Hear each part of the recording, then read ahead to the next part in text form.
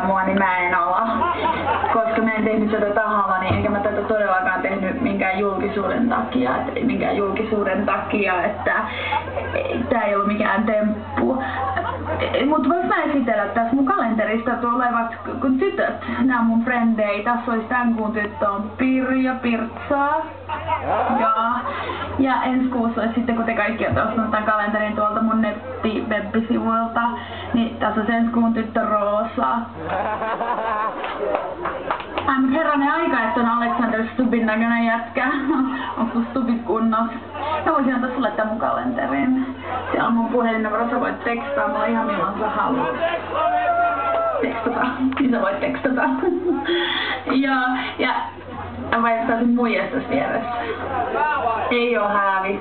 Pistäisi ehkä Karkansuoren kalenteriin. Tää on sitä huumoria.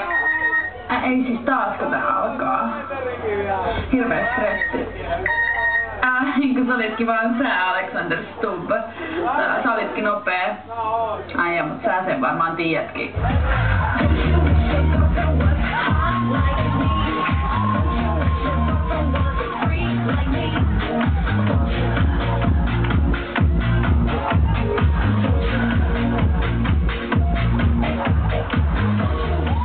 Katso lisää netistä osoitteesta www.missdivet.com